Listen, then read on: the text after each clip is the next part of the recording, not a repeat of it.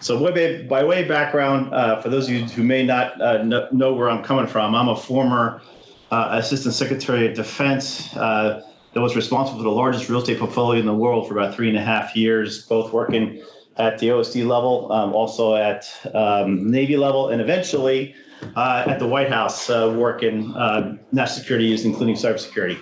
So when I left, or during my time there, I had a direct instruction from the Secretary of Defense, then Jim Mattis, saying, hey, look, all this stuff that's smart that's out there, and a pretty good description of that is up there on the slides right now. All that stuff is smart in our society is creating risk, and it's creating a security issue. As a matter of fact, we wrote this in the National Defense Strategy for 2018, that cyber attacks could affect significant quality of life and significant impact on life in the United States if they were to be effectively implemented throughout the United States. So at the time, Secretary of Defense, when I met with him, asked me to fix the problem. And I had 6 months to do it. We carried our mantra around the Department of Defense from 2017 on that we need to stop admiring the problem, we need to kind of come up with solutions. So what I did is I worked with some of the top leading OT experts over about 3 years. And what came out of it is a nonprofit entity. And our goal, and I'll get to this in a minute, is to create a global framework of protections of operational technologies, like controls that understand that we are a connected society. There are no such things as firewalls and air gaps. That's the cybersecurity of 10 years ago. And as the world becomes smarter, we need to engineer in safety and security from the beginning. Now, I show this slide a lot to folks in commercial real estate. As we look at new technologies coming into buildings and built environment, everybody wants to get smarter, either from safety, connectivity, experience, productivity, intelligence. And we want to continue to put smart technologies in our cars and our TVs and our homes. But what we don't understand is we are creating a risk. And that is what I would like to talk to you about today, and the solution that we've come up to address that issue.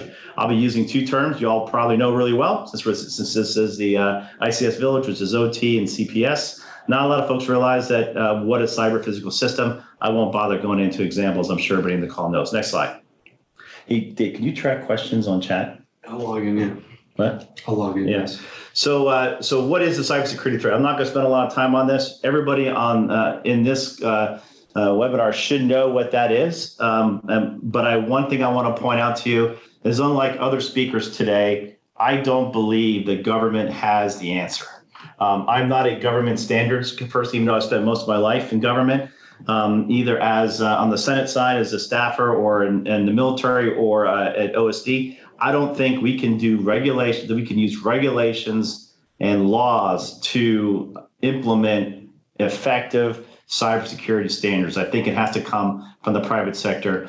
And I could spend hours talking about the history of weak or ineffective cyber standards that have been tried to be implemented over the last 20 years. Next slide. Okay, so here's what we are seeing. And again, the nonprofit that I'm working for is predominantly facing commercial industry. And the reason why we're facing commercial is that if I can prove a concept there, then we can then turn around and offer it to government. But right now we are heavily involved with understanding what the insurance trends are. From our perspective, and one of our founding members is Aon, largest insurance broker in the world, is we believe we can use insurance incentives to drive investments in cyber protection. If you see where we're going right now with some of the recent activity, how insurers are either protecting themselves through expanded exclusion clauses, or are relooking their property and casualty clauses to take cyber out, there is a growing disconnect between how risk can be handled when it comes to an OT cyber attack. There are three things you do with risk. You either assume it, you burn it down, or you transfer it. Insurance has predominantly been the way you transfer cyber risk, and right now the insurance industry is pushing back, saying we don't necessarily want to assume that risk. A couple other headlines here. I won't bother going through these. I've seen these all day already. The bottom line is the cyber trend we see, and I see from my time in DoD, is 10 years ago, cyber bad actors were stealing data.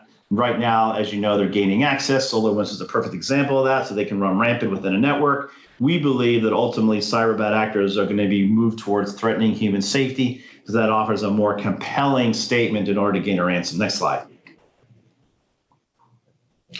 Okay, so Secretary Mayorkas made headlines a few months ago that he's not necessarily worried about ransomware, he's worried about Killware. That is a cyber attack that we've been discussing all day that goes beyond attacking data systems and more towards creating a condition that will either hurt somebody, kill somebody, or cause property damage.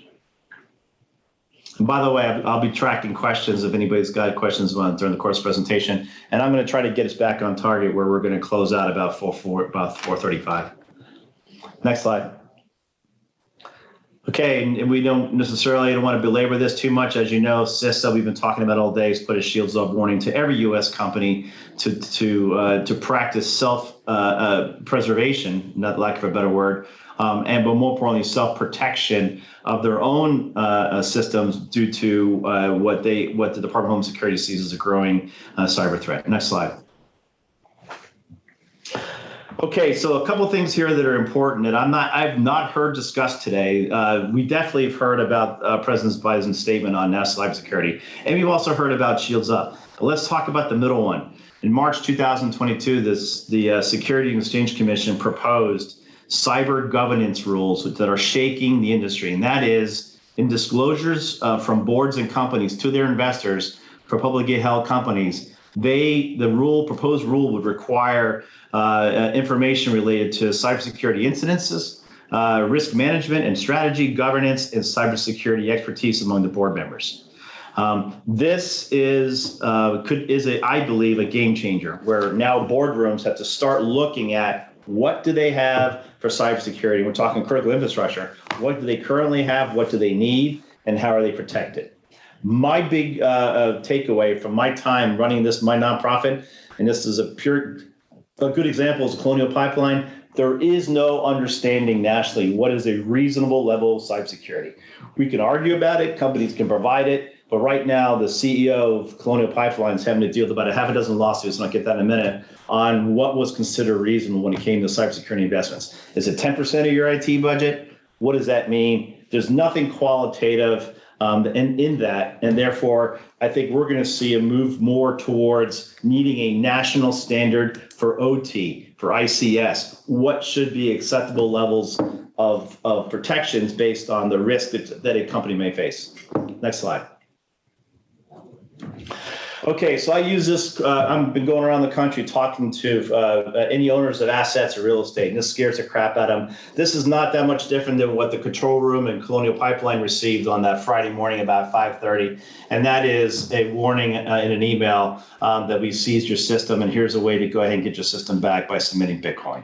Anytime I show this to a building owner, they say, this can't happen to me, and I'm like, it absolutely happened, can happen. So look at the first couple of words. Your BMS, which we all are familiar with BMS, has been compromised and encrypted. We have control over all elevators, cameras, cipher locks, so you can read the rest yourself. This will scare the living crap out of a $37 trillion industry, knowing that there is susceptibility to this. Next slide. What can you do? Do you have to evacuate the building? Can we even use the elevators? Do you have to notify the tenants? None of the things we have here has been worked out in the built environment yet.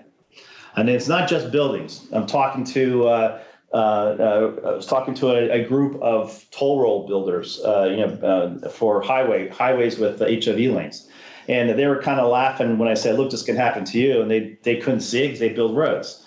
I say, "Okay, what happens when someone seizes your Easy Pass? At that point, all of a sudden now your cars are moving for free. Who's going to pay the ransom?" And they went from not caring to caring very much in a matter of minutes. And who do they call?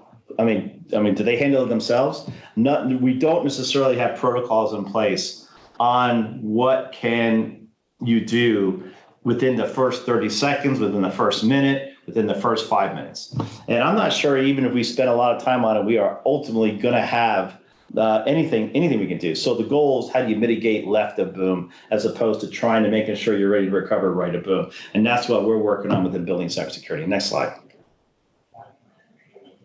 Okay, I'm going to go through these real quick. We all know this because it's our world. The millions of new attack vectors that are added every day. Every time we add a smart piece of technology to the Internet of Things or the Network of Things or whatever Enterprise of Things, whatever we're calling it these days.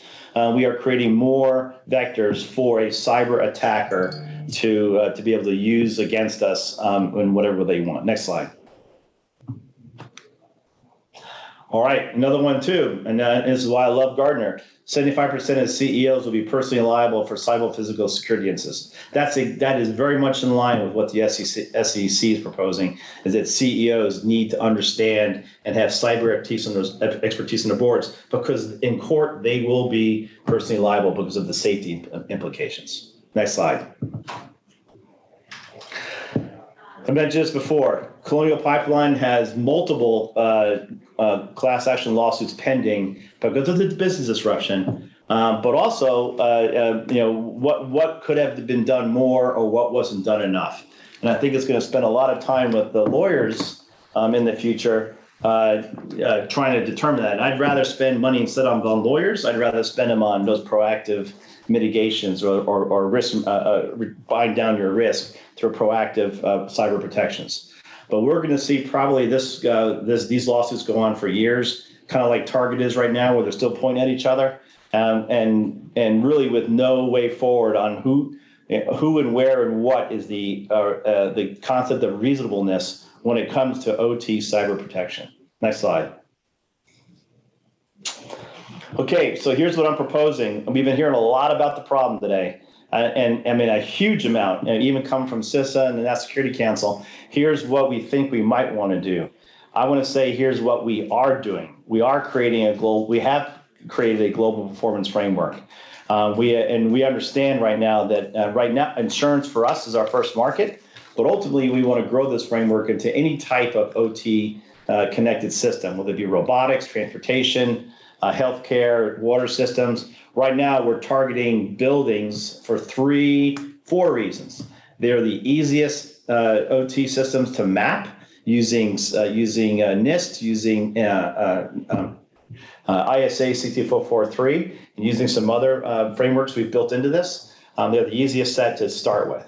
Also, commercial real estate sitting on $37 trillion worth of assets around the world, and they have a huge insurance exposure, and they are about the dumbest people when it comes to cybersecurity. You talk to a building owner in downtown DC, they have no idea what I'm talking about. So they're sitting on an incredible amount of assets with an incredible amount of exposure with no understanding of how to mitigate risk with that.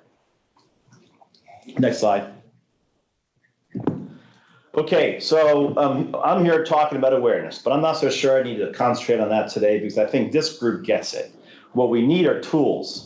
And we need tools now, and we need a solution now.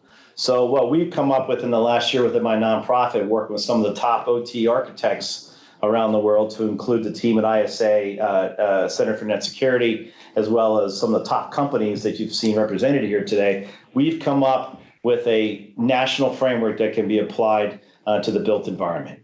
And that framework can be used either as an assessment tool or a certification tool.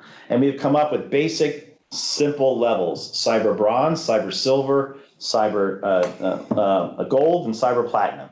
And it is not just a technology standard. So we started with 62443, and then we've wrapped a performance framework around that. And then we're also now, what makes us different is one of our founding members is Aon, largest insurance broker in the world.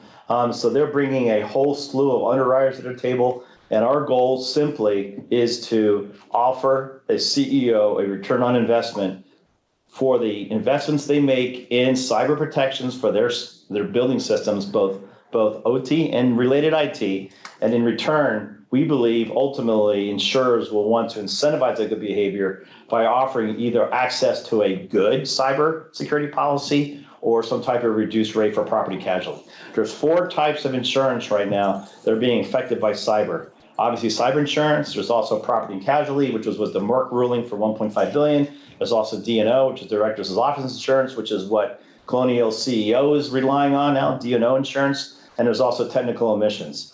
Those 4 instruments or policies have a cyber vulnerability to them. And therefore, we're seeing where the framework we have will have a positive impact for clients and their insurers to ensure a better cyber performance protection over the life cycle of the policy.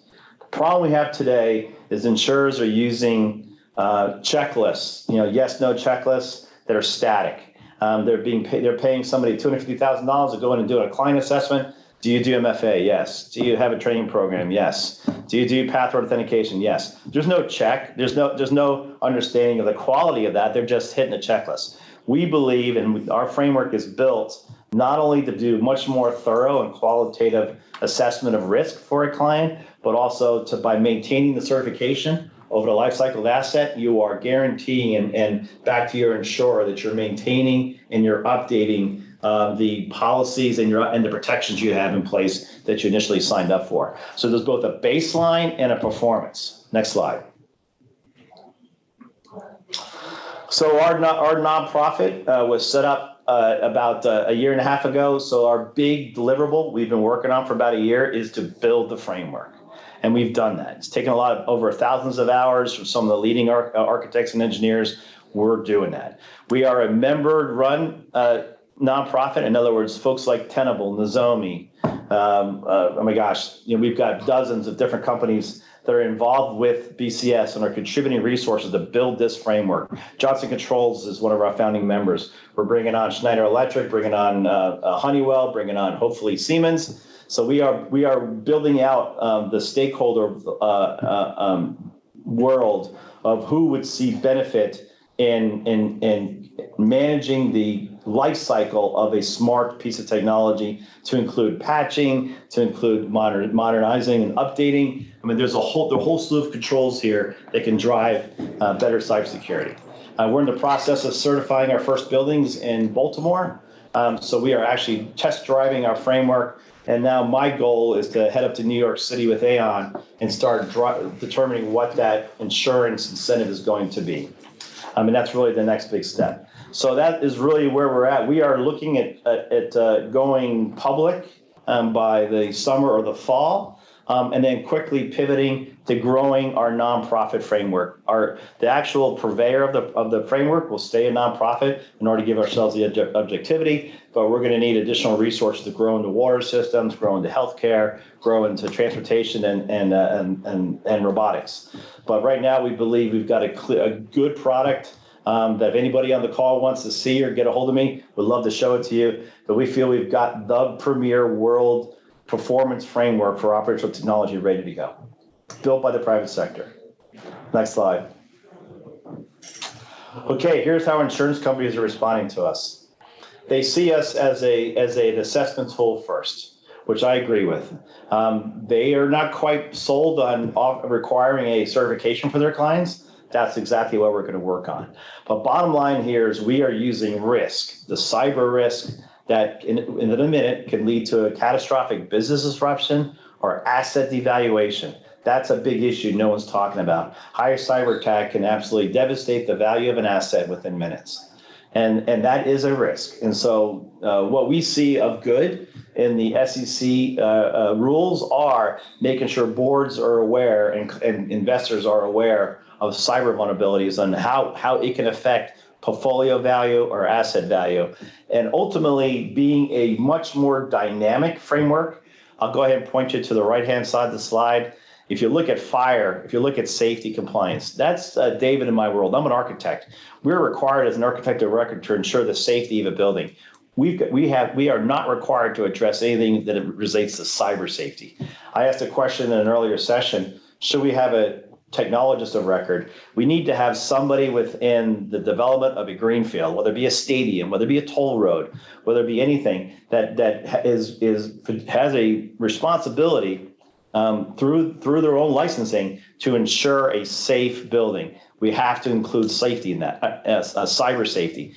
The issue is I'm completely against compliance. I think we need to make it as a proactive tool for which we will look at cyber safety and offer to clients what level do you want to be to give yourself that level of safety that you think will be ultimately meet the risk you have as a company.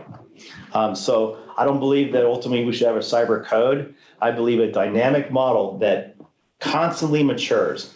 Everybody in this call knows this. The cyber threat is not fire. It's not electricity. It's a constantly moving threat. So what's cyber silver today will not be cyber silver next year.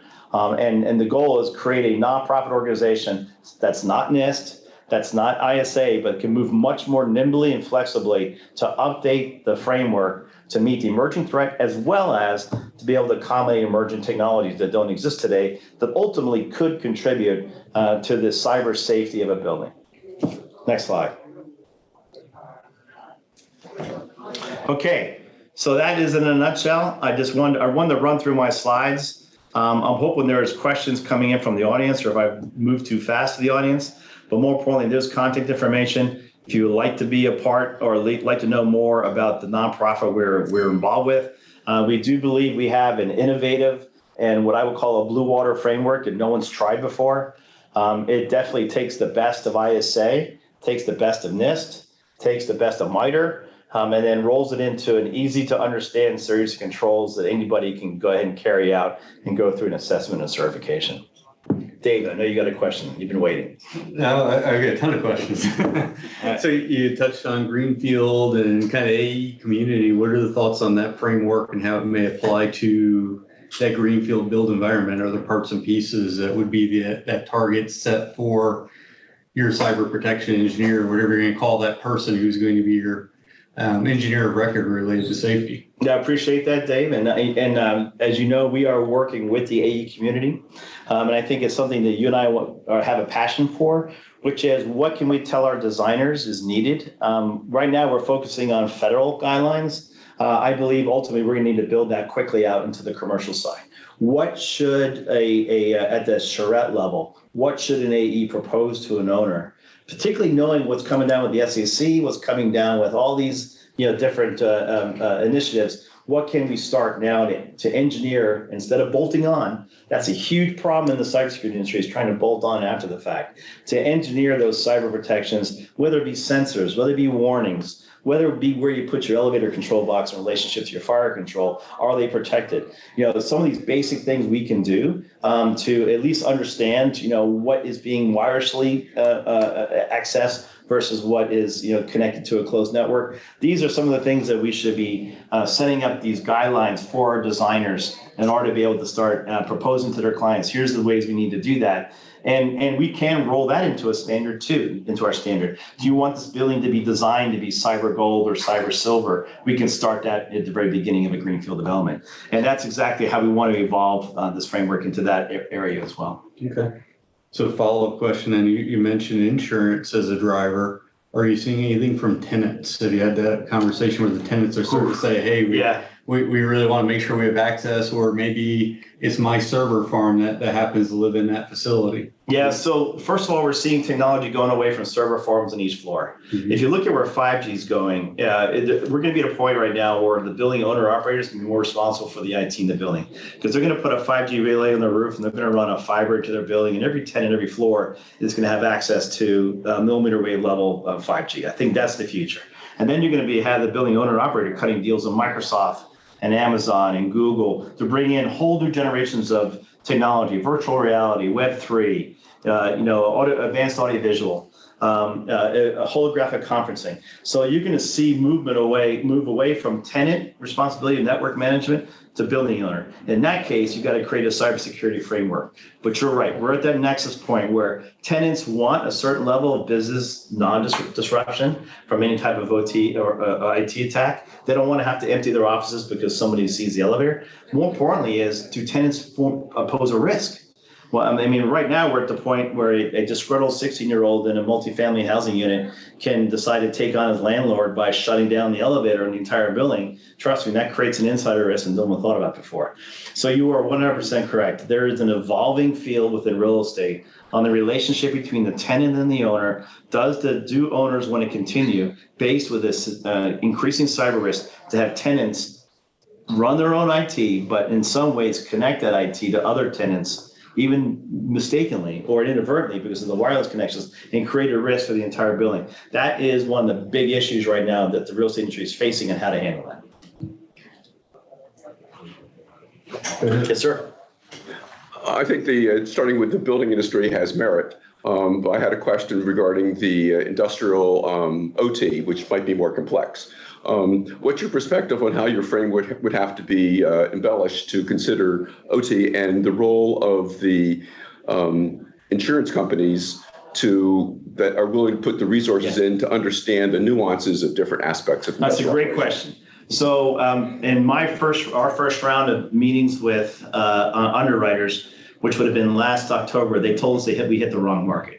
We should be going after manufacturing processes. That's where they're seeing the greatest cyber risk right now, is in more complicated control system applications, particularly automated processes and factory operations. We do think we can grow the series of controls. And if you look at oil and gas, they rely on about 1,200 controls, ISA does, in order to truly get to be able to certify or at least look at that industry. So we're at 240. So the goal is, as we prove ourselves out in commercial real estate, which is the more basic forms of OT is BMS, building management systems, HVAC, lighting, elevators. We create a credible model there where insurance latches on, then we grow. So we are definitely doing a crawl, walk, run approach, as we'll build more controls as industries start asking for us, and be able to and to grow that way. We really can't get to that level that you're talking about, which is about 750 distinct controls with the resources we have right now. We have to grow it. So I agree with you. Eventually, we need to get into the real heart that's causing risk for us, which is an automated process and robotics and manufacturing process. Now, insurers would love that, and insurers are asking for that. They're not too keen right now on me focusing on commercial real estate because they're not seeing the risk yet. And God forbid, I don't want to live by catastrophic loss. I want to be able to convince insurers that right now P&C is at risk and buildings are at risk. But I would be having an easier time if I had a spectacular attack. Which there has been other sectors which have had more effective attacks. I can't get there right now. And you said a comment in the chat here saying, good to hear from you about BCS. Might be worth highlighting how the framework addresses the overlap between the IT and the OT cultures. Yeah, it must be my mom. So we realize that IT is tough. I personally sat next to Katie Arrington for 3 years trying to do CMMC. I don't think CMMC is ever going to be an effective tool, particularly with FAR compliance is going to drive, I think, the compliance down to minimum standard. But we do, and so we chickened out. So we focused on our expertise on the OT, and then we brought in CIS, Center for Net Security. They're one of our partners. So geniuses like Tony Sager, Kurt Dukes, and John Gilligan, and team over CIS, we formed a partnership with them to cover what I would call our left flank. We're not taking on their entire 18, they have a 18 volume framework.